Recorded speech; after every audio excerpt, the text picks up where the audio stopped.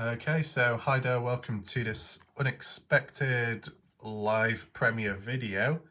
You'll be wondering why it's being done, just to partially pass time, right? Because we've not really been able to do much, not been able to really do any exercise even if I wanted to, not being able to do some other thing that I was going to do regarding a video and making use of some items from Christmas time. It's kind of like, play the odd game, but that's enjoyable only to a certain extent. So besides that, we're doing YouTube videos for so long, whether it be a routine or not, if it's perceived that way, it's just become a normal thing to do. So when you stop doing it, it kind of feels a bit bland, a bit dull, a bit quiet. So I thought I'll try and do a video. Yesterday wasn't able to, that was when it was at its worst, the cold. Basically right now it's still the same. Just trying to keep it in from coughing too much, but luckily, don't worry, you're safe. You can't catch anything through this video. But welcome to those that are currently hearing this live premiere. You can talk about whatever, range of different stuff. I'm probably not going to whip myself yet. I don't want to infect the whip.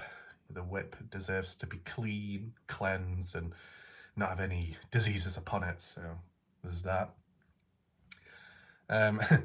As for, voices or sounds, it's got nothing to do with recent time.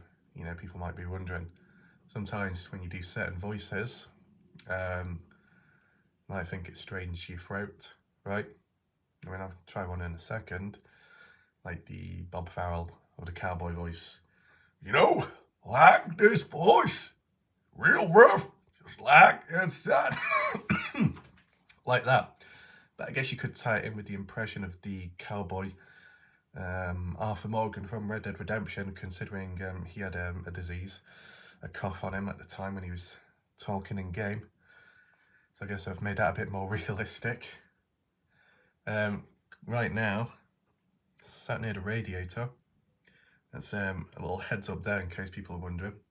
So sometimes at least, when the neck or the cheeks get red, the face I'm referring to, when the cheeks get red, that's partially because I'm right next to a radiator, up close to it. So, it can get very warm at times, and I don't know if I'm going to get warm today.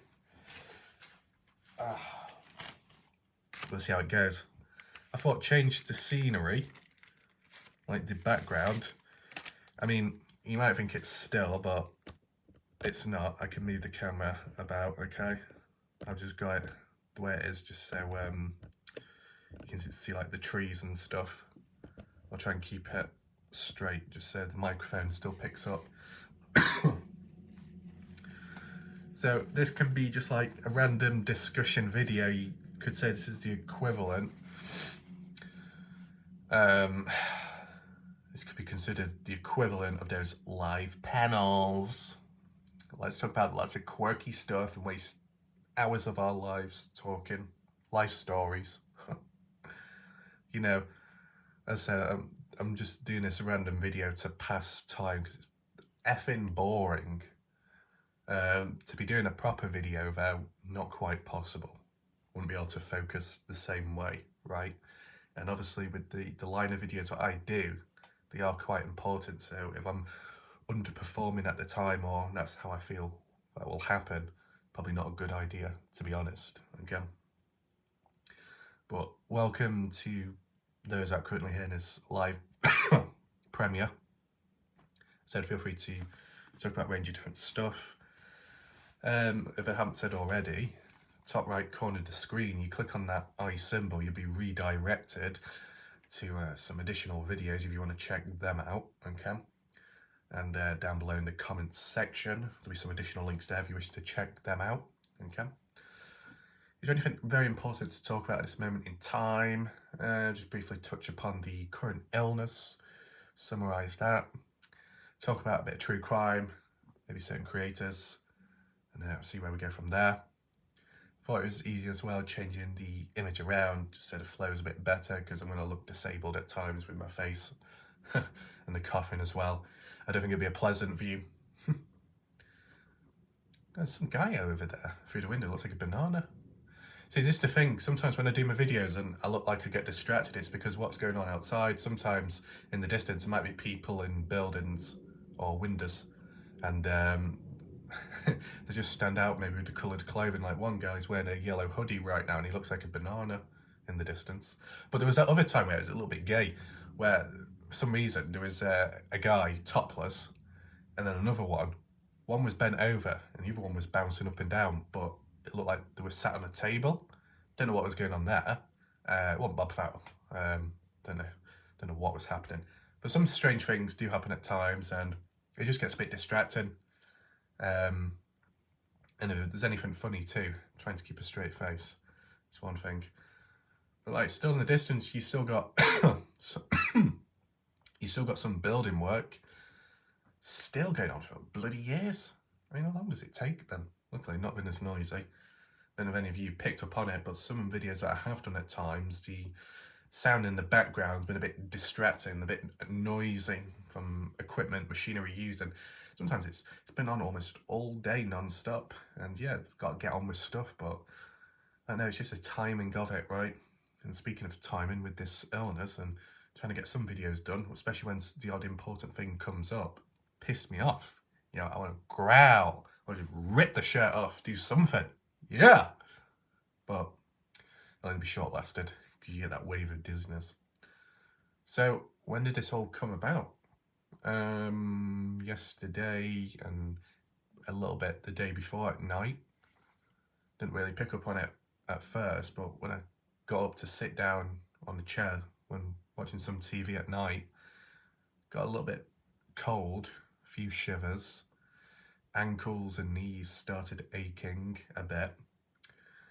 And I started thinking, what's going on here? I mean, earlier on in the evening, just before eating food, I remember I started sneezing, like back to back. It was a little bit violent too, on the chest and in the throat. After sneezing, the throat was a bit tickly and irritated. Every time you breathe in and out, you feel it tickle at the back of the throat. That's still there right now, but it seemed a bit worse beforehand. But I didn't think it was a cold immediately. I just thought it was from sneezing, just because of the impact of it and it being a rough one. So I thought that it ended up going away. So I thought, oh, well, that must be it. And then later on at night, it came back, and I thought, oh, here we go. And then as soon as I got in bed, in the process of doing so, extreme shivering, looked like I was having electric shock, okay, all over the bloody place. Everything was going, well, not quite everything, body shaking because of, you know, you've sat down, body's kind of relaxed, and as soon as you stand up and start moving about, especially with the temperature changes and the way the body is at the time, it makes it even worse. And eventually, upon getting in bed and starting to sleep, wow, that's when it started to hit, you know. And I mean, I managed to, well, I can't really call it sleep because it felt like I was basically awake all the way through, right? Basically more so resting, right? Uncomfortable, very tickly throat, got extremely warm at one point, so that was uncomfortable. And it's like, you got to keep the sheets on, clean sheets, keep them on to keep you warm so you don't shiver, but then when you get really hot, you got to take them off, and then shortly you get really shivery again and cold, so it's like back, forth there. And then upon waking up in the morning, everything that I experienced the night before was still there, but then what hit me was pain in the forehead and eyes, and that dizziness, and almost like that delayed effect where if you stand up quick, well, you don't have to stand up quickly, if you just stand up and then start turning or moving, you feel like a slow wave of dizziness, like a delayed effect. Your brain's catching up behind you when you move. Not specifically if you go too fast or not. But, you know, this stuff has happened in the past. It goes with time. But in the meantime, it's just about trying to pass time so it doesn't, you know, time doesn't go too slow, because it's fucking boring. My God. And whilst you can do some activities, if it requires focus, or you want to be able to focus and you can't, it's just going to ruin it.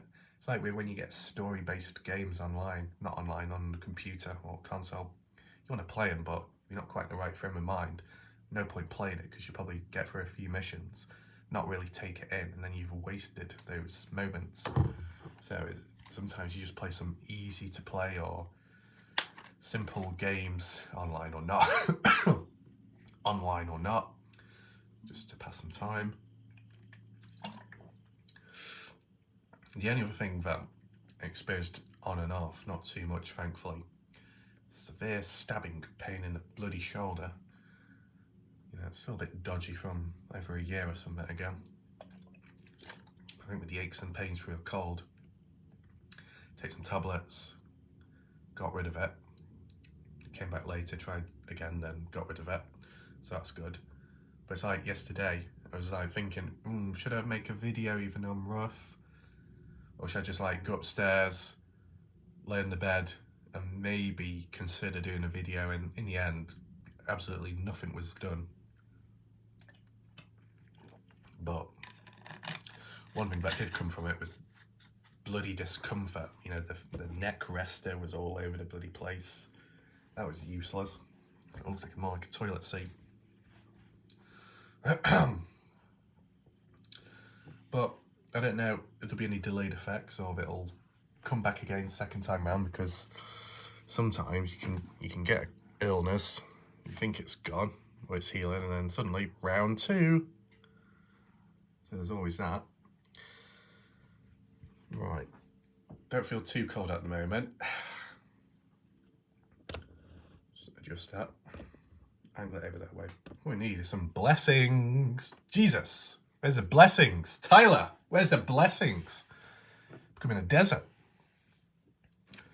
I can't remember the last video I did, but maybe I didn't. Shout out to the odd super chat from somebody. I can't remember who it was, but I think there was a super chat recently, or maybe it was a while ago. I can't remember. Flow of the videos, besides, you know, recent time, Dylan Rounds, I'd say checkpoint has been reached for now, which is fine. The fake accounts of Bob Farrell or whatever's going on there is a bit of a mess. You just cover it here and now. I guess we can talk about it just very briefly, because there's been a few names been thrown into the hat as who could be responsible for this or that. So, I don't know if people present right now will know these names or people, but I'll just mention it anyway because it could help you somehow. So, I think last video that I did, Dylan Rounds and the Bob Farrell situation, there was an account on Facebook, Justin Rounds post about the fake Bob Farrell, and the account was called McKinney's Place. Do people remember that? McKinney Place, leaving a few comments calling Bob out as a snake in the grass, calling out Bob, Jim Terry, Mr. X, Kaylee, Salty Pancakes, and maybe a few others too. Seems to be some grudges there and disagreements. A few people previously were saying how McKinney's Place is a fake account, but is it really a fake account, right? Really, the only time it becomes a fake account is when it's basically an impersonation account of somebody else. And in terms of McKinney's Place, it's not exactly an impersonation account. It's someone who may be anonymously hiding behind it, but that doesn't make it a fake account. I think some of the key, I think some of the key terminology out there by some people ends up getting all mixed up, you know, with the buzzwords. People like using them a lot, but they don't always apply them correctly. So it kind of loses its meaning when you say certain stuff. So McKinney's Place stood out to some people. A few, Watch Your Crazy, left the odd comment somewhere pointing out that it's a person called Wild Irish Rose. Has anyone heard that name before? Wild Irish Rose. I've heard of it briefly, on and off.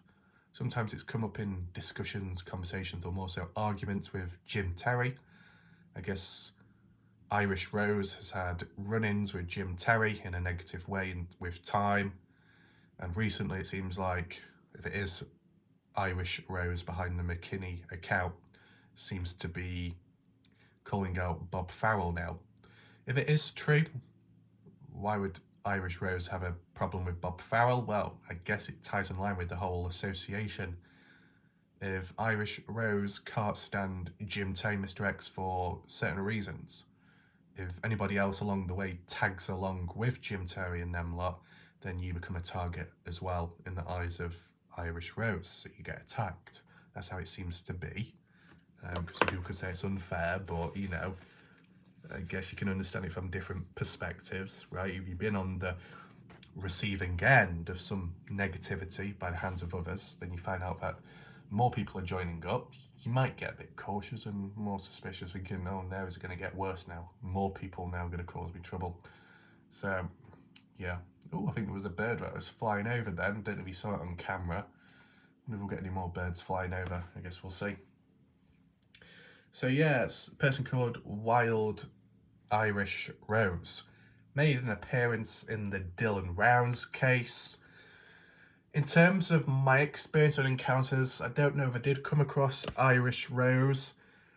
There's like 2 people I think I came across. I don't know if one was called Rose. There was another person called DP. I don't know who that was, DP. And then either the Rose account or the DP account had a red or pink rose. So maybe I'm getting mixed up with the different people. I know Tiffany... I don't know, did Tiffany Taboo send an email in the past? I think she did.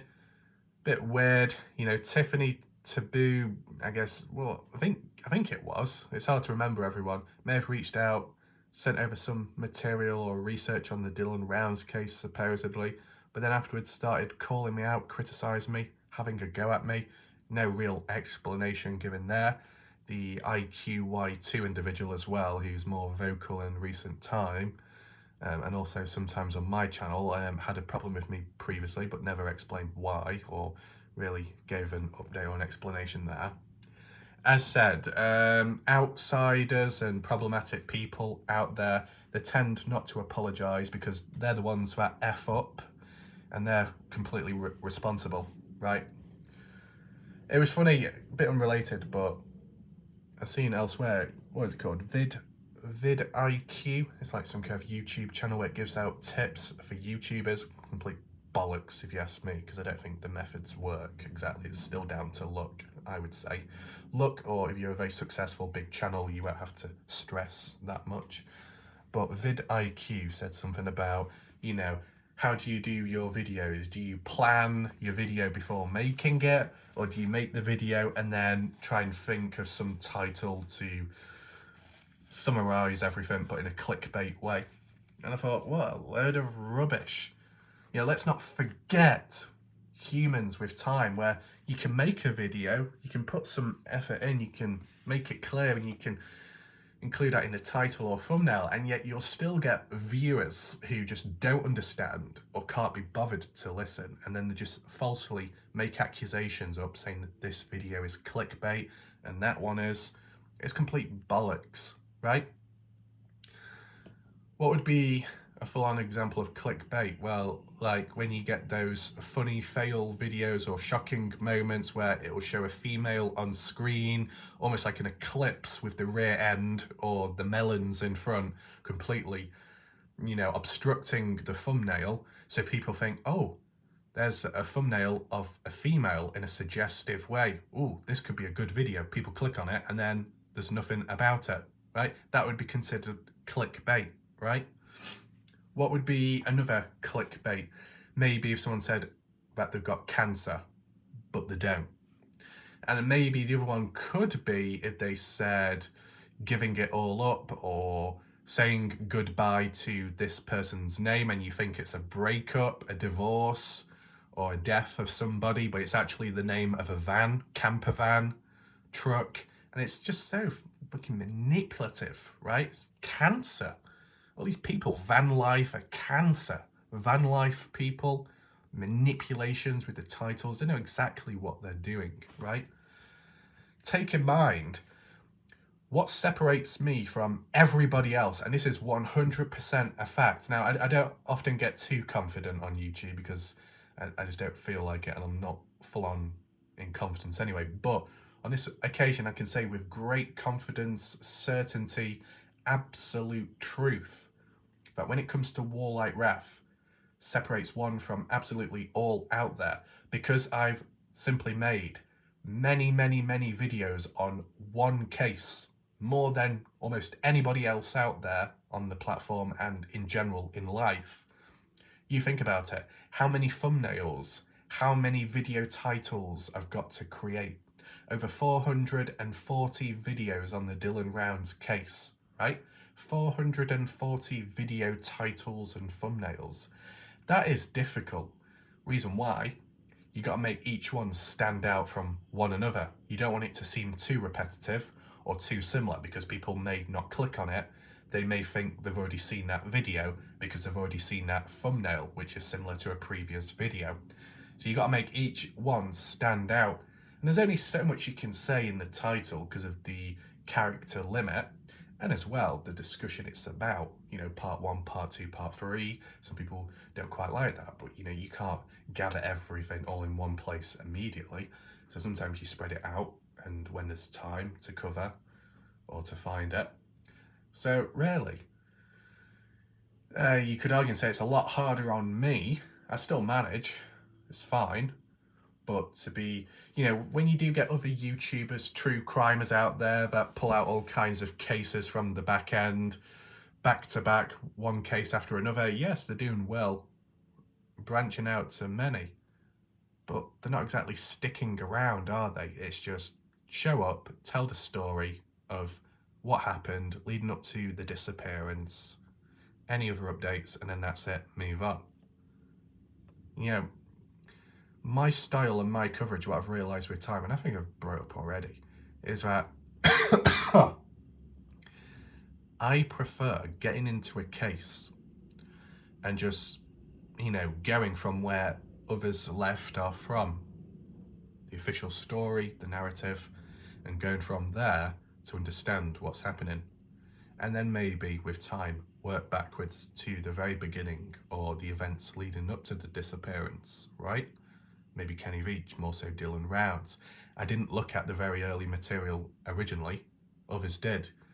I did it my own way just so I was able to catch up with it quick, because if you're dealing with an active case, right, you got to try and be up to scratch with everything, because if you don't, you get criticised. Do people relate to that, right? Even if you're just a viewer. But look at the Idaho 4 case, Brian Koberger. There's a lot of rich information from the past and interesting stories, but you started looking into that when you first get involved in this case, and it's like a year on or so, you're gonna get called out, criticised, all kinds of unnecessary behaviour aimed at you just because you're slow and, you know, behind on the information and the recent news. And it's like, whoa, what is this? So you try and keep up, just look at what's currently new and try and make sense of it on the spot. And then with time, look back at the origins. And that's what I've done. It helps when you're moving on to a new case, because I don't know how long it would take someone to read up on a new case from start to finish before actually making videos on it, right? Yeah. I mean, you get the people like JLR, who's like an active like news coverage channel, pretty consistent there, and active too with the back-to-back videos, shorts, live streams, full on. Well, now he manages to get it all done in time, especially with multiple videos in a day. I mean, sometimes I wish I could do multiple videos in a day, right? Because there might be a lot on my mind or a lot of ideas I need to get out there, but unfortunately, if I do it, I get punished because YouTube doesn't like me uploading too many videos in one day, right? So I've got to hold it off, and it's annoying. And you know what? People could say, well, if it's that important, just release it now. But what if there's like multiple important things, all separate to one another, all needing individual coverage? You can't be uploading individual videos like that all within one day, because it'll get neglected. It will get forgotten about. So it's like, you want to make it count, You got one shot from the 3-pointer line. You don't want to miss. You don't want to mess up the chance, the opportunity. You got to time it. Right place, right time, precision, the lot. So it can be a bit dodgy at times, right? Trying to just get it right. I mean, videos in the past started creeping up in views when people started checking back on them, or new waves of people came across them. So at least they're not entirely dead, but you know, there'll be some videos uploaded like 4 or 5 years ago and they've not got any views since, right? So some do have a shelf life expiry date. Others, if they do well early on and in the future, they're probably more likely to just stay active passively in views, right? So sometimes if you do get a good video in performance, you get a bit lucky, and then onwards from there, it can maintain like that. And I might have mentioned it before, but no harm in highlighting it again. When people say, you know, to you as a creator, why are you doing it all for the views? You know, that's all you're focused about. Well, if you're focused on spreading awareness about a missing person case or key updates along the way, well, of course you want as many people to watch it so they learn and hear the latest updates. If you didn't have that in mind about views, then it would be a failure. What is the point making videos getting 2 views per video, trying to spread awareness on a case when it goes nowhere? It just seemed like a complete failure. So have that mindset is as much of an angel as it might make you look, so innocent, it's not exactly successful, right? And people can talk about success on YouTube in many different ways, right? Success in growing a channel, success in creating a community, and as some would call it, a safe space. Others may be success in finding a niche that works. Have I found a niche? Anyone watching right now, would you say you've picked up on any niches, what I've participated in? Out of interest, right? I guess Kenny Veach would be considered as one. Any others? Whether it be mysteries, cases, or just other types of videos, topics and themes. Okay, I've done some psychological videos, explanations. They don't seem to perform that well, but this is the thing, and it kind of pisses me off, really. At the end of the day, you can have 2 sets of people.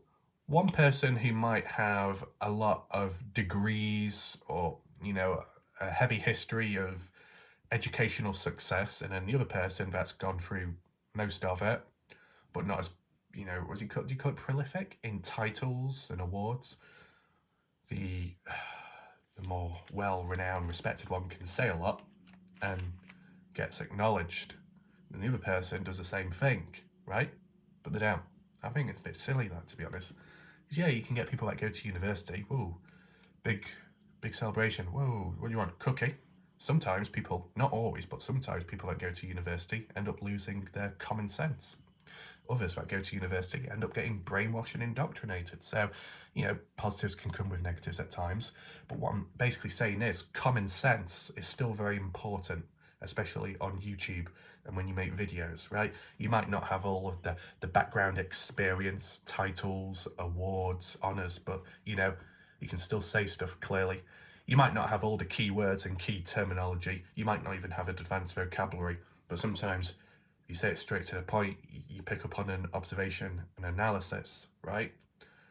And people see that here and think, wow, damn. But it's like, comparison would be the Kenny Veach case. Girlfriend, just because she's in the mental health field, she calls Kenny Veach as mentally unstable, possibly suicidal, and that's how he ended his life when going missing out in the desert. Just about everyone would nod their head and say that's gospel. Yep, we believe in you just because you are experienced in the mental health field. But if another person came along who's not experienced in that field, who said Kenny Veach didn't commit suicide, how many people would honestly take that person seriously? Hardly any. What if that person had actual evidence or material to suggest well, more people would start believing in that individual, but still the rest just would be completely brainwashed. That's why it can be annoying at times. So sometimes the free pass in performing well online, on a platform, or people believing in you or listening, the free pass is you need some kind of background, some kind of foundation behind you to push out there, almost like a CV. And to be honest, at times with limited time, you don't have to pull out your little binder or wallet, flap it about and say, hey, I'm a data analyst. You gotta listen to my, high-end analyst. I know exactly what I'm talking about. Well, so does that other person down there, and they're not dilly-dallying about. Time efficiency. So, where are we at now? Still, it feels like time's gone slow.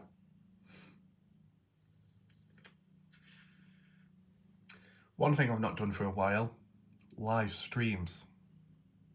Used to do them at night just because that was the best time for it and when most people were active, but at the same time, not good for me because of going to bed just after. It would mess up my sleep patterns, mess up my eyes, looking at a screen in the dark, just not healthy.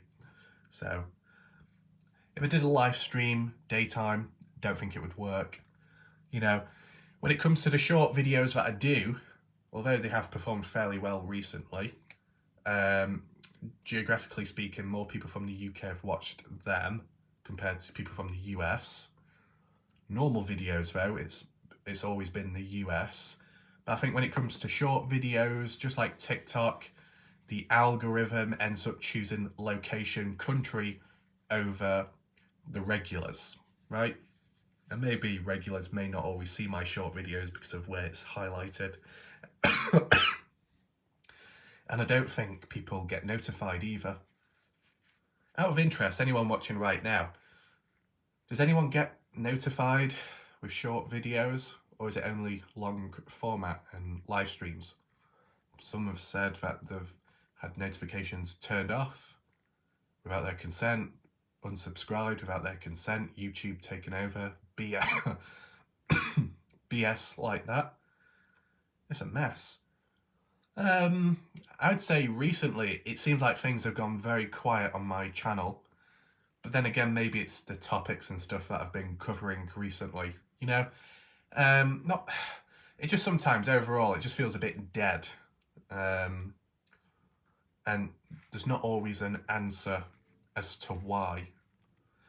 If there was like a clear consensus that a case has died, no longer important, popular by people, then you would know. But the key thing is, if I do a poll saying, are people still interested in the case, basically the majority say yes, because the majority are still around watching, so they do vote.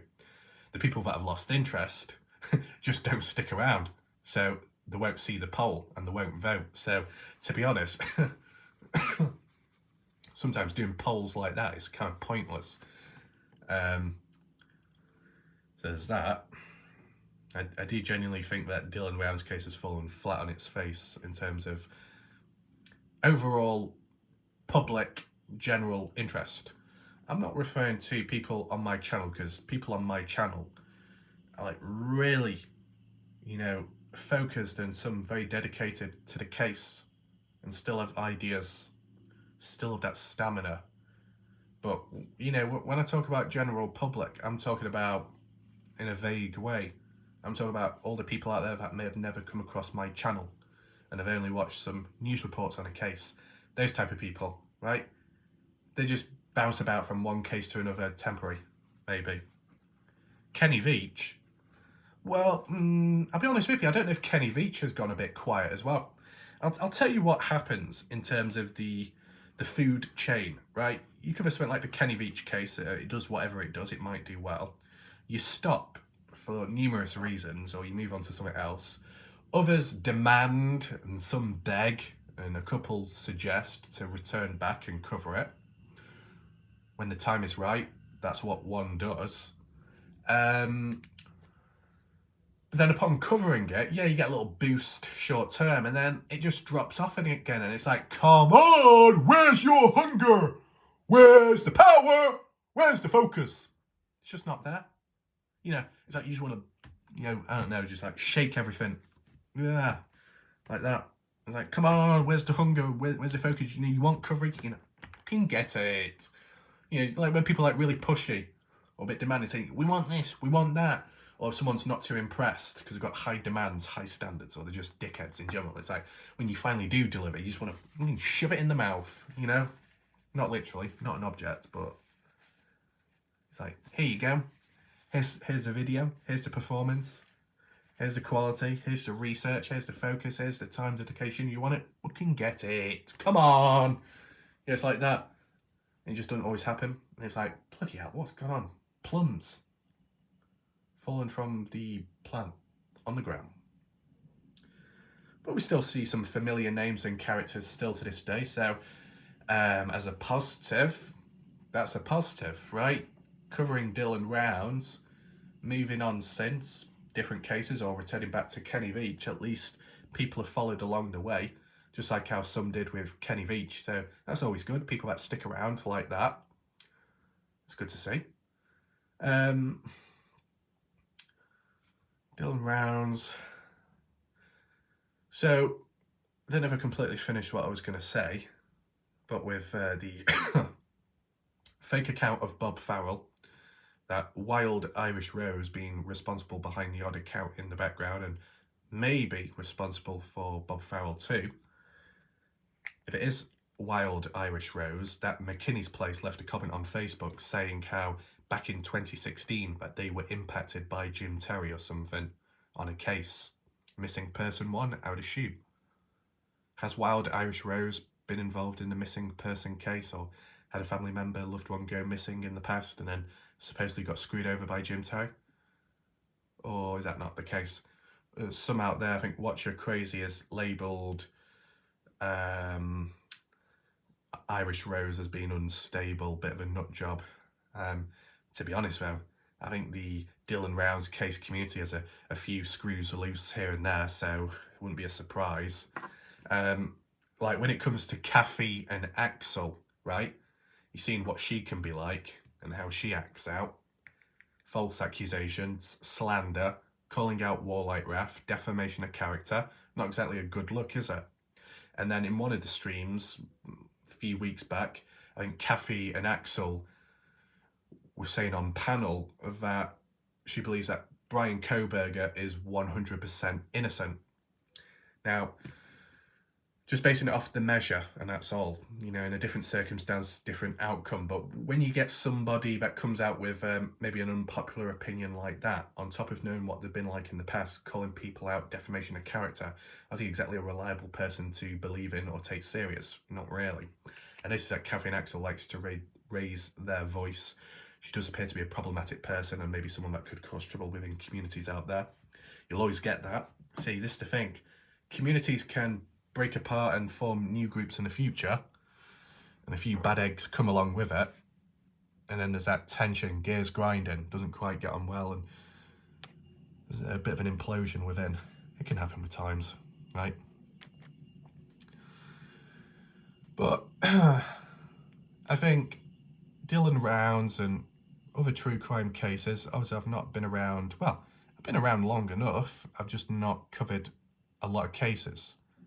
Dylan Rounds is the first and only, well, is the first case I've covered which has been almost live, right? And when I say live, it's like day-to-day coverage or updates with news and what's put out there online, news reports, right? Stuff like that. Not in an appropriate way, but it can be more fun, that, I guess, when it's like live, on the go, new case unfolding, because you learn as you go along, like everybody else. And you're in it for the journey, kind of, and other people too. So that can be good.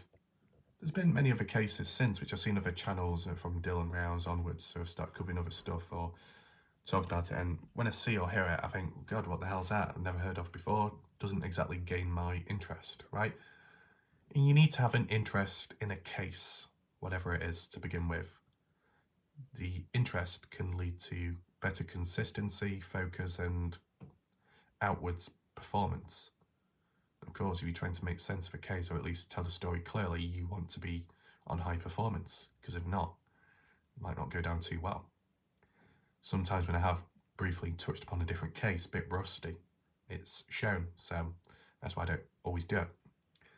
Obviously, there's time to plan and prepare, but then again, it will slow down the production of videos, and it's about establishing the balance there. Have I overworked myself? Overworked may not be the correct word. Have I pushed myself too much? Maybe I would say coming towards the end of 2023, I definitely pushed myself more, putting in more than what I was getting out. I mainly just pushed a bit harder, like with the short videos, you know, which attracts strangers, random people to the channel to try and get things going there. Because I set that target of getting to 10k subscribers by the end of the year. That never happened. Still haven't reached that target yet till this day. So that's ongoing there. So I've slowed down since, partially because of Christmas previously, New Year, right, New Year's Eve, doing stuff back then. So slowed down with the pace, did some videos here and there, did some random ones, nothing too focused, nothing too heavy, because just wasn't the time or headspace for it. Going into the new year, probably try and get back round into that routine again of picking a case and focusing on it. It does feel a lot better just sticking with one case, because I guess in recent time with just doing bits and bobs here and there, different videos, it just feels kind of empty. It feels like there's not as much stability, right? You know, you do the video and then next day you're thinking, well, what do I do? Or what should be the next video to cover? Because it's not going to be on the same topic. So then you got to completely think of something else. So when you're covering a case and there's enough to cover within it, you know, day to day or every now and then you've got something to look back on, talk about. It's just more stability, in my opinion. Other channels out there only upload one video per month, one video every 7 months. They've got more subscribers, they've got more views, but they're not uploading as frequent, and that's because the videos that they do, there's a lot of editing and a lot of time put into them. Not all exactly by themselves, because some do have teams, which obviously make it easier. Originally, I did my videos, certain amount of effort put in, and then when it started performing the videos, I thought it's only right to upgrade the quality and production of my videos, like with the edits, the visual stuff, cinematic, stock footage, you know, stuff like that, music in the background.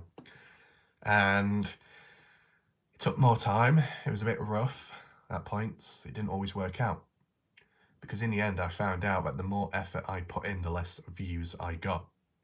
The less effort I put in, the more views I got, providing that what I was talking about was still somewhat important, right?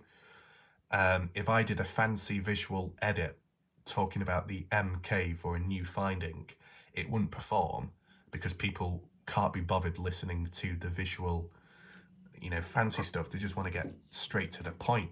It's like, hurry up, get to the point. And if they don't, they'll just click off. And if they click off, then YouTube won't recommend that video to the general public anymore. YouTube won't push that video out there anymore because statistically it's not performing. So the factors which mainly qualify a video doing well would be the click-through rate, the amount of people that actually see the video in a thumbnail on screen and actually click on it to watch, and then the average view duration.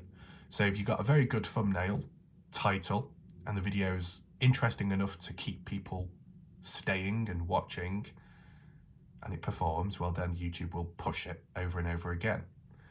But that doesn't always happen with me, right? And I have looked back and the less edited ones do better. So that's why you could argue I've downgraded again with time, just because that seems to work better. And I said, whatever you put into something whatever you put into something in life, equally you want something out of it equal to what you put in, right? You know, put time and effort in. It's nice to see a return on it. Growth, natural, visual change, new people coming on in. You know, it could be anything, really. Just like if you're doing weights exercise. You do weights exercise, you might be doing it to build more muscle, build more strength, stamina, lose weight. You put in a lot of effort and you realise you're not really losing weight, you're not really gaining muscle. Maybe tone it down a bit. Maybe you're overworking your body, overworking it to the point where it becomes ineffective, counterproductive. So it's just like that with YouTube. So what do I need to tone down on then on YouTube then? Well, live streams, just because the timing of it and it messes up my sleep patterns. So I've toned that down since. Visual edits, edited videos, just because causes more trouble than it's worth. It leads to false, fake copyright claims, as you saw previously with Pizza and Drugs, Darren Bradbury, that idiot on YouTube, with the fake ID copyright claims, claiming that their music was used in my videos, even though that their music never appeared in the videos of mine. It wasn't even the same music, so that's stupid. So I've kind of been very cautious with time. And on top with video performance, if it's not going to perform, then it's just not worth your time, right? Others out there could say that's a bad attitude to have, that's a bit fatalistic. No, it's not. It's realistic. It's adapting, whether it be reclining, declining, whether it be pushing on, pushing hard, or slowing down. Different times, different methods can be effective if you match it up correctly, right? So short videos, I'll probably slow down on them. Unless they're easy to upload, I'll probably upload a couple more. I mean, I've got a backlog on my computer, right? Could some clips go elsewhere? I don't know. I mean, we could talk about, briefly, platforms, right? What about the different platforms out there? Rumble, TikTok, Instagram, Twitter, Facebook. What's that all like? Do Instagram videos do well? I think they do. Kind of. But that's more for fashion, lifestyle, makeup, beauty, travel, vlogs, food eating, attention whores, people that dress provocatively, advertising OnlyFans. I don't do that shit, as you know. Though you get the spam messages on Instagram where people reach out and say, hey, would you like to be our ambassador for goth female clothing and necklaces? I'm like, bitch, do you think I look like a female? Come on.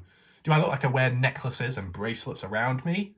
You think I've got nipple piercings, belly button piercings, and piercings almost everywhere, just like Inky Unplugged? I don't think so, right? Spam messages like that. Twitter, oh goodness. All those fake accounts on Twitter, people reaching out. Oh, I'm some artist. I'm some background profile editor. I can increase and improve your channel. Piss off. Fake bitch, right? Just like the profile picture, sometimes you use a profile picture of a female. That's just done to like emotionally manipulate and adjust a male's mentality and maybe more likely reaching out to that person and paying them for that help and service just because of the female effect. It's like, not going to fall for it. It's a desperate male behind that screen. Just like on Xbox in the past, people that wanted lots of followers to become popular would change their profile pictures to a female, maybe a provocative photo, make it sound like there are a female, and like, hey babe, want to check out my profile? Here's a link to it with a kiss mark. And like, come on. No, we're going to avoid it. We're going to ignore, right? That stuff. But what about the videos when you actually put them out there? Let me tell you something. Let me talk. Okay? My throat's going a bit. So, nose is filling up now, so I can't even breathe. Perfect. Okay. So, what do I think about video performance? Right, okay. YouTube is the main place, of course. That's mainly because that's where I started and that's where I've grown since day one, in a way. What came after that? you could say TikTok. Hit and miss, one-hit wonders. That's what that is. I've tried creating like a series on TikTok, little short clips like I've done on YouTube. It's just not worked, right? You might be able to get an easy 100 to 200 views, but is it really worthwhile? No. What would happen if I put more time and effort into TikTok though? Would it be any different? I don't know, I've not really tried it. And if I did, would that mean neglecting YouTube? Why throw away the main thing that made you where you are now, right? You see too often other YouTubers out there where they branch away, they split themselves too thin across too many platforms, and then it all fails. It's like with, you could have the person that's on YouTube, then they start going on TikTok, creating videos, short ones, alternatives to YouTube. Then they branch out on Instagram, videos there, promotional ones. Then they start a Twitch channel. Then they have a GoFundMe. Then they have send me a coffee. Oh my God, such a pay ass. I want a latte. Goodness. Others have Twitter as well. Some go Facebook Live. And it's like, how many bloody platforms do you want? You spread yourself too thin. The workload intensifies unless whatever you upload onto YouTube you can replicate elsewhere. Now that would be good, right? Like Rumble. I'll tell you something, I can't be bothered with Rumble. It's a joke. Oh my God, Rumble is useless. I'll have to try it again at some point. Does anyone use Rumble? Can anyone be bothered with it? The only good thing is, whatever you upload on YouTube, you can just re-upload onto Rumble, right? Instead of having to redo it all over again. With Twitter, Instagram, TikTok, there are time limits. Twitter, you can only upload a 30, 15-second video and below. Shit. TikTok, 10 minutes or less. Shit. Because as you know, the videos that I make can be 15, 20, 1 hour, 2 hours long. So they're not going to fit on TikTok. And there was a time I actually broke it up into parts, a 5-minute, a 10-minute, a 9-minute one, to do with Brenner, psychological analysis. One of the most important, interesting videos out there. And he underperformed. Why? It was godlike, right? It was very important. It raised points never mentioned before. Early to the party, picking up on stuff, right? You upload it to TikTok. Ghost town. Where's all the psychoanalysts at? Where's all the psychology students at? Where's all those wannabe quirky individuals that like claiming that they're really interested in true crime because they've got such a dark interest in it? Where are they all at? They are nowhere to be seen. That's typical, isn't it? When people get hungry and I come in with the box of chicken nuggets, everyone scuttles. Why is that? Why do people run away when I hand out the chicken nuggets? Is it because you wanted melons instead? Well, I'm sorry. Nance has stolen all them. Her wallet's filled up full to it. Okay? But if another person distributed the chicken nuggets, it would probably do better. So that's what I'm linking back to, right? I can create a really hard-hitting video. It might not perform, but it should. That same video could be uploaded onto a popular person's channel out there with 2 million subscribers, and the video hits hard. You know what I'm saying?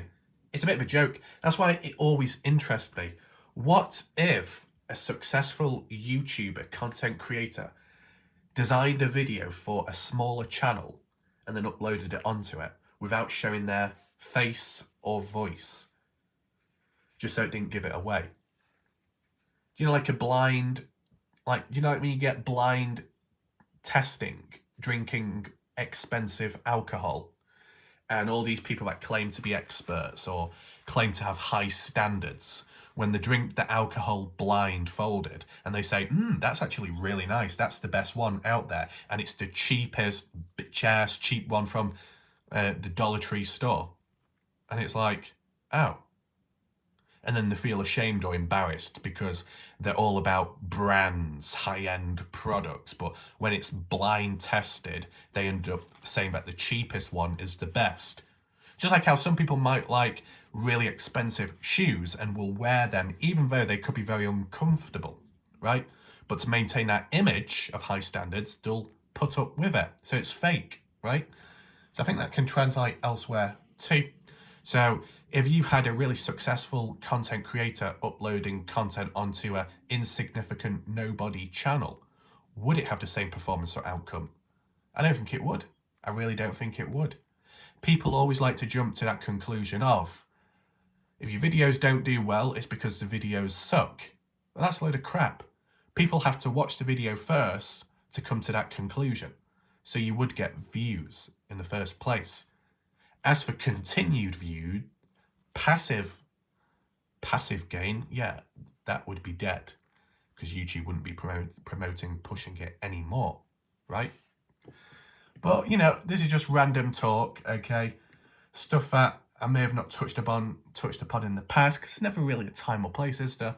You know, when it comes to the important stuff, that comes first. This stuff comes second, so there's not always a time to do it, but a moment like this where I'm effed up with the illness,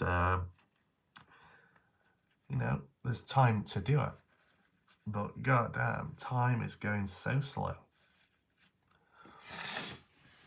It's when going to bed that's bad, because it's that dread of you're just not going to be able to sleep, but you have to try and sleep. I mean, as for food, appetite, not quite there. The only positive you could say from that is I might lose weight, and then once I've healed up, maintain that, so I'm not eating too much so I can lose weight, because yes, fat bastard, yes. But once again, Christmas, New Year Eve, all that in between, no excuses, just events you make the most of. But yeah, just see how things go. The only other symptom, I don't know if I said, pain in the forehead, eyes. It's horrible, you know, if you turn your head around quick, oh, you get the shooting pain right in the eyes. Or if you know, if you look around with your eyes right now, it really hurts, okay? I've had it before in the past. It's nothing unusual.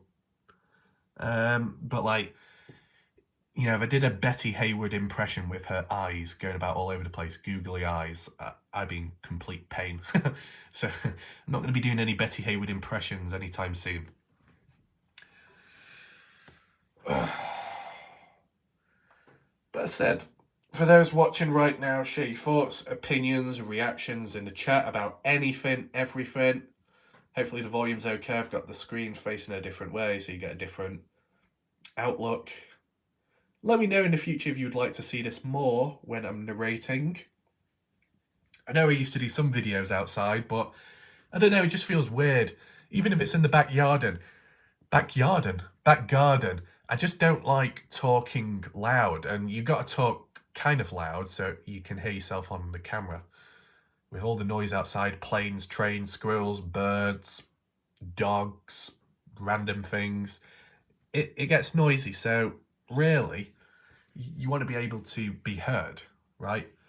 So you got to talk louder, and if there's people outside, they might be listening in, and I don't really want that, right? I mean, I know you could say, well, what about at night time then, with all your screaming, moaning, shouting, and all kinds of noises? Well, on those occasions, it's a bit different because it's live. People are with you. It doesn't feel as awkward. Just like how in real life you could be out somewhere, you want to be taking photos of what's around or the view, and you might feel a bit awkward at times. You might not like or feel comfortable taking photos in public.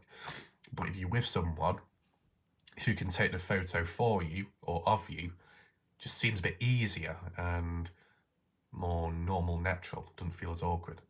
It doesn't feel like it's going to feel like others are going to think you're going to be taking a photo of them in a creepy way. It's not like that. It's just like normal people taking photos, but you know, everyone's different.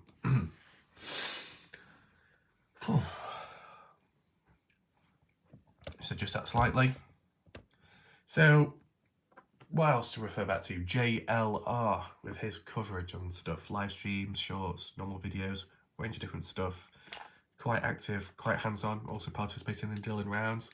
Yeah, good coverage. I said, different roles for different people out there on cases. Some are boots on ground, others are in the media perspective, social media awareness, others analysis, range of different areas to look upon. You get some hybrids as well, which is obviously good. I'll be interested to see if Jay Chuck in Kenny Veach gets involved again in the future. Said he's retired at the moment. I think he'll come back. Like Jay Silverheels. I don't know if the person will respond. Forgot the person's name. But someone apologised recently, saying, I'm sorry for reaching out to Jay Silverheels for him returning. You don't have to apologise. It's good you were able to bring him back, because Silverheels can be entertaining. And, you know, he's been around in the Kenny Veach case. He has been helpful at times. So for as long as he can stick around active for, it's good, right? Try and stick together the band of people, right? What band of brothers? Kind of like that time where J Chuck got those bears out on his... when J Chuck got his bears out on camera, and he said, this one's for Jeff Clark, this one's for Sean Horlacher, Silverheels and Raph. I think he gave 2 to somebody. I thought, what greedy. Why are you giving 2 out? So I think J Chuck as well can be entertaining at times, or a bit random. It's unique. Maybe at times he's trying to be serious, but sometimes it's still good to watch the videos. I think right now, the way I sound so effed up, I sound like one of those typical channels of a certain age where they're like, oh, it looks like we're disconnected. Oh, I think I'm on mute now. Oh, I don't know what this technology is. Oh, I don't know. And I'm coughing all over the place because the amount of drugs to shove in the mouth. Yeah. Jesus. Need deliverance. Need something. You know? I wonder if I can get the whip out. Does it even fit? Ha! That's what he said. It still fits on camera. There you go. Oh, the birds have come out as well. Whip the crows. And I've lost focus. Right, we've lost focus on the camera. This is what it looks like when Miss Canada has lost her eye contacts. And when Watcher Crazy's glasses have fallen off. But when they're put back on, I can see the light. Yes. See all these other people doing little Bible classes, little music streams. Oh, hallelujah. Bless me. It's all coming out now. And that was sore in the throat as well. I know some people will say, don't do this video or don't talk because it will strain it, make it worse. But to be honest, it's no better just sitting back and doing nothing, right? That's boring. I just thought, let's just do this. Let's do something a bit different. You know, other people, oh, I'm getting a bit of a cold, you know, I just don't really ill. You know, that's not me doing a Solly Pancakes impression. I've got a cold. Yeah, on this occasion. Is there any more impressions to do out there, though? You know what I'm saying? Betty Hayward is difficult. Anyone else? Maybe that will come with time, right? When it comes to people... Do you know what? I've seen elsewhere, different platforms, different channels, where they end up doing an intro to their live streams, and it's about 1 hour long. Why do you need a 1 hour long live stream countdown? Bloody hell. It's funny though, isn't it? People are perfectly fine with a 15 to 1 hour long, you know, people are perfectly fine with a 15-minute or 1 hour long intro countdown. But the moment I do a 5-minute to 2-minute countdown, people are like, oh my God, what's this, Rev? What are you doing? And it's like, Jesus, not that long. Calm down. Where's Betty Hayward at? Betty Hayward needs to do an Italian accent. Let's try and get that sometime. I remember when J Chuck, I said, J Chuck, Halloween, put on a vampire voice or something, and he did, which was very good. Do you need to do the food reviews? Takeaway places again? On maps, maybe? I don't know how I would do it, though. What is a shame, though? If I did Dylan Round's coverage, like I did in the past, right? And it was an important video. And then later, we looked at a certain location of interest. And then we started looking at the fast food place, right? 40 people, 50 people will watch because it's about Dylan Rounds. As soon as I start covering other stuff, fast food, the same amount of people, or most of them, stick around and have a good time and laugh, which is really good to see. It happened in 2022, right? But if I simply did a video all about maps and messing about what people like, but it isn't about Dylan rounds at all, right? It's just not going to perform the same way. And it's a shame, because like, people still stick around after the normal videos for the other stuff. So why did they come in the first place for these videos which are just about a particular thing? It's because one thing comes before the other. And I don't want to always resort to, oh, I'm going to do a funny, light-hearted video, but in order for people to watch, I've got to do a case video mystery first. And then at the end of that video, add on the funny part. I don't want to do that because it seems unnatural. Sometimes you can fit it in, as demonstrated previously, but as for the future, there's no way of really fitting it in at the moment. So I'd have to do separate videos, and I don't think they would perform. They'd still be funny, but it's just good when you got a certain number of people present, right? 30 to 40 people is great. Any more than that is just as good. 8 to 15 people feels a bit flat, and sometimes there's not as much engagement, which is understandable. But you get what I'm saying? It is nice to have a bit of noise at times. I still find it hard to believe how in the past, covering Dylan rounds, the odd occasion, there was over 100 people watching my live premiere. I find that really hard to believe. It happened a couple of times. You know, at one point there was about 103 people, another time 105, 106, and at one point 121, and then 126 people were watching live, which was kind of crazy, in my opinion.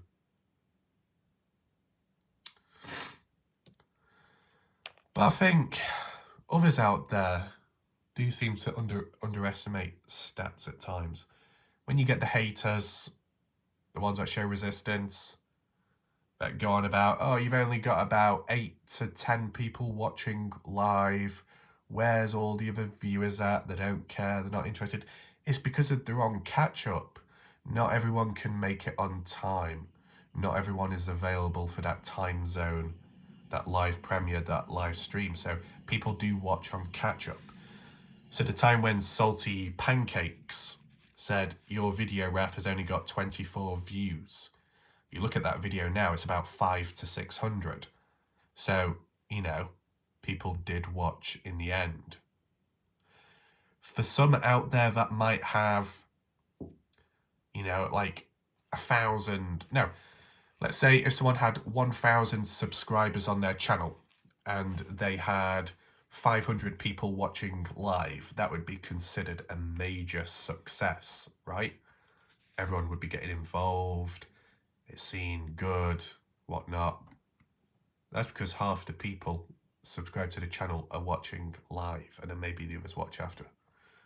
But what tends to happen with those channels, once the 1,000 people or close to 1,000 have watched, the subscribers, the views on those videos don't go up after that, right? So there's people out there with 1,000, 2,000, 3,000 subscribers, with 1,000, 2,000 views. Yes, it's a good ratio, and maybe you've got a lot of live viewers watching, but it's mainly because you have loyal subscribers. You have loyal subscribers, but you lack growth in bringing in new people. And when it comes to cases and mysteries, you need new people, new perspectives, new ideas, etc. If you're just a chat place, if you're a place where you just hang out and chat, maybe it doesn't matter as much. I mean, this is kind of off topic, off subject, but this is the reality, okay? And I'll be honest, just in general, other people out there, you could have a channel somewhere. A person could have 50 to 100,000 subscribers, and actively they're getting about 20 to 40,000 views per video, maybe every day or every other day. That's pretty successful, and if monetized, you can gain from it, right? As you would expect with YouTubers out there, big channels do well. But a person that could be considered more successful than a channel like that could be an individual that has 10 subscribers, right? 10 subscribers, but let's just say those 10 subscribers gave super chats, super stickers. Let's just use an extreme example. Each person out of 10 gave a $100 to $500 or pound super chat per week. 10 people doing it per week. In terms of the numbers and the money and the percentage cut, that would be more successful, I believe, than a big channel getting many views per video. Because like with ad revenue, when people like to talk all about that and get really involved, you know, the finance channels out there, the people out there that do it all for the money and really push it in unnatural ways. They sometimes outline it and point things out. But as for the percentage, I don't know if people are aware, but I'll just point it out to you right now, just as a heads up. You know, it might be interesting. I know some people can be interested in data, numbers, statistics. I know, you know, people could be interested in many different topics out there: educational, finance, entertainment, humor, comedy. It could be anything, right? So this might touch upon some people in an interesting way. When it comes to YouTube and ad revenue, there is a 45% cut YouTube takes from all ad revenue of a YouTube creator, right? YouTube creator could get so much money from adverts and all of that, but then 45% of the earnings are taken away because of, you know, because YouTube, you know, have created the platform, given you the tools and promoted your video, they get a cut, which is understandable. 45% seems kind of high. On Twitch, it's about 50% or 70%. Not sure which way around it is, but it's pretty extreme, right? What about super chats or super stickers?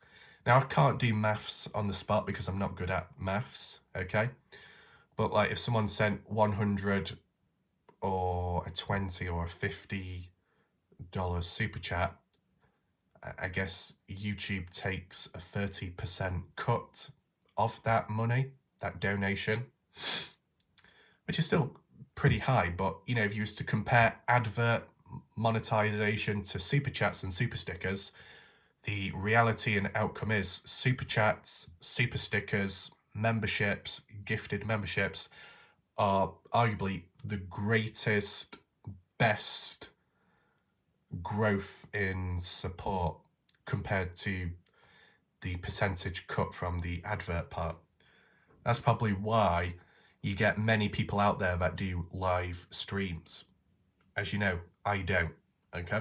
I know at times I did the live chat super sticker equals getting whipped, and that was done out of good fun and, you know, just being a bit more interactive with people. But to be doing that on a day-to-day basis, it feels exploitive, it feels forced and a bit, I don't know, awkward, right? But a lot of true crimers out there and people that cover cases and further away drama will do live chats, live streams, not live premieres like my videos, but live streams, so they can do the super chats, the super stickers, and really, you know, push on that. You get what I'm saying?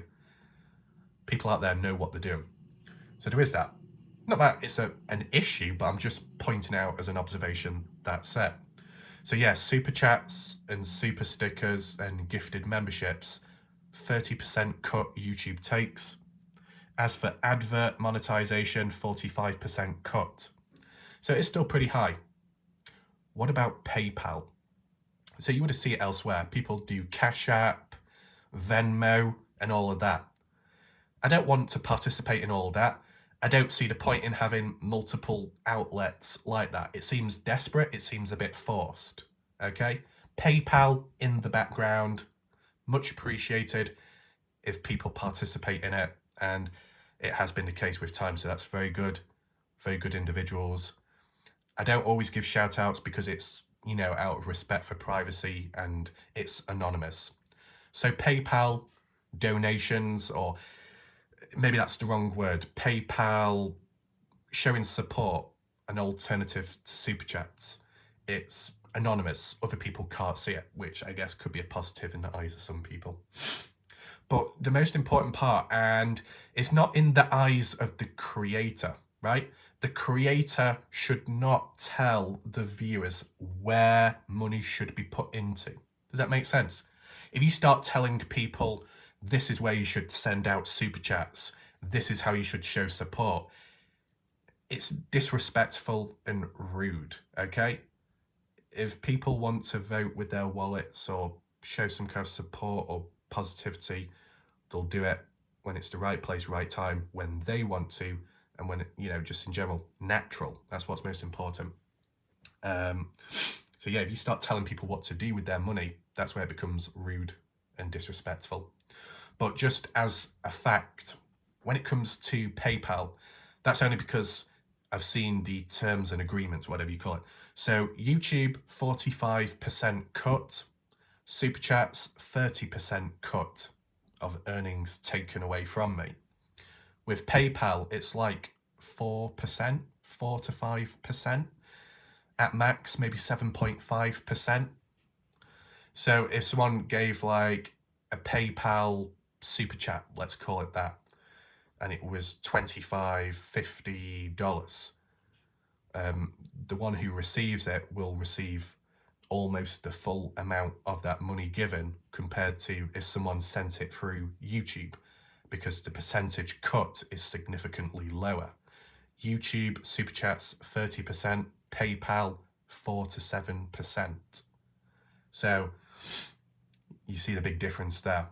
I think some people with time, do you like how some go on strike in resistance of a platform for the censoring, the not doing anything? When people report a channel for breaking TOS, ban evading, animal abuse, you know, anything like that, anything bad or negative, YouTube doesn't take action. So times of people resisting or going on strike, instead of giving YouTube the money and revenue, that percentage cut, they end up sending it through other means, right? So it's one way of resisting, I get that. So you could argue and say PayPal is the most effective, the most practical, and the most successful, and the creator receives almost the full amount of the donation compared to YouTube. Apologies if that took quite some time to explain. It's just I never really get around to talking about it because I don't think there's normally a time or place. It's just not really that necessary to talk about, but it's just so people are informed, right? Because not everyone will know about YouTube or the ins and outs, the rules, the regulations, the controls, you know, all that stuff. Unless maybe you're a creator, you might see more of that, right? But yeah, that's just to point out there. Oh, I'm getting a bit of backache. Uh-oh. I haven't got shivers at the moment, but maybe it's the radiator keeping me warm. I don't have the blanket on me at the moment. That's come off. What time are we on? Right, okay, I might end the video shortly.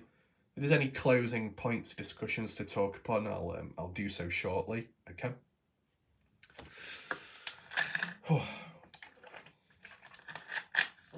So, unlucky timing to get this illness, temporary, but still bad timing.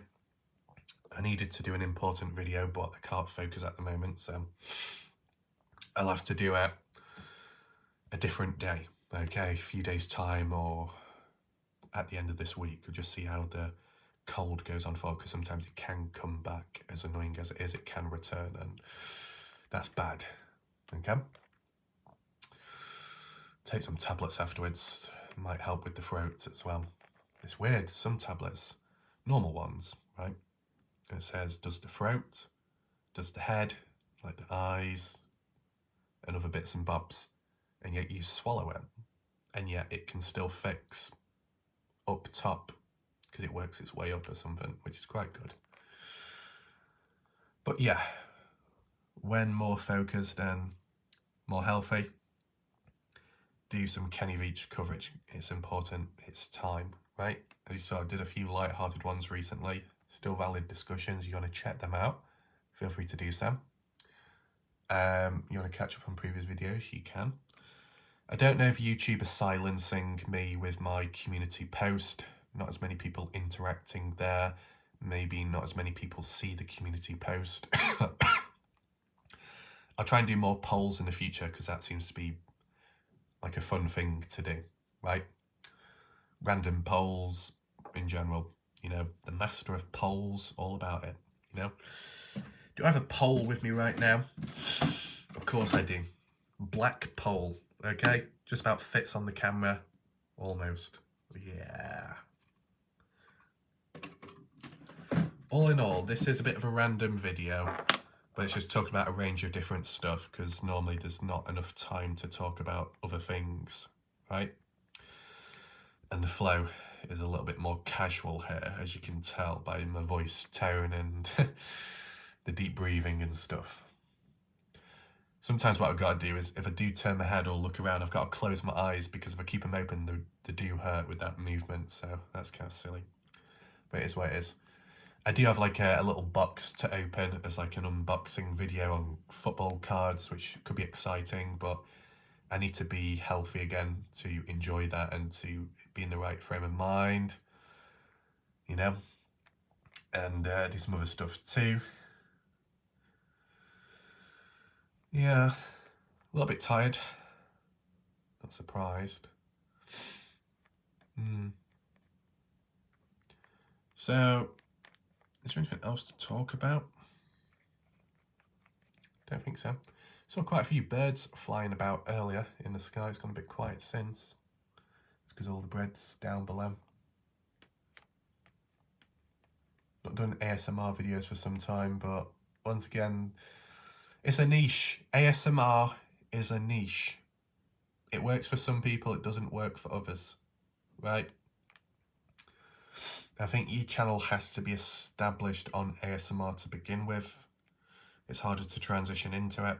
And when I do ASMR, I don't take it too serious because I do find it kind of cringy at times and awkward, right? You know, the little clicking and slapping and licking lips and sticking your tongue down someone's microphone. I just think it's a bit over the top at times, right? With the hand movement, whoosh, like that, like, calm down.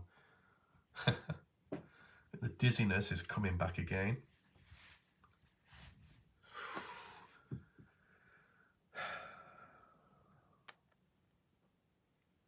But luckily, my throat hasn't got any worse, just when I said. Considering I've been talking quite a lot, it's not really dried up, so that's something, I guess. But I think we'll leave it there. I don't know if I will be in the live premiere of this video tonight. Maybe not, because I won't really be able to focus. But, you know, main thing is people that are here watching, I said you were welcome to talk with one another about many different things and, you know, just anything in general, okay? So, you know, this could be like a hangout video, probably still better than a 7-hour slideshow of flowers. That was funny. 7 hours of flowers. Oh God. I thought it was a good idea, but it wasn't. It was a bad idea. And a lot of storage as well. Damn. I don't know how people manage those 10-hour videos and upload them. I'm sure some people have uploaded like a 100-hour video on YouTube, but there's a limit to how long you can go in videos and even live streams. So I'm not sure if someone broke the system. You never know, right? There's some people out there that get only like specifically 363 views or something, and then that's it. That's kind of random. Must be some inbuilt code, right? You know, what's the matrix within YouTube can reveal the secrets within. Oh well. I think we'll leave it there for now. And just pass a bit more time. So thanks for watching. Hopefully you found the videos somewhat interesting, and I'll see you next time. Maybe next time I'll return back when the illness has finally gone. I said, don't know how long it will take, but I'm not going to force myself to do videos, especially if it impacts a case or the accuracy, credibility of it. Okay. So goodbye, good night for now.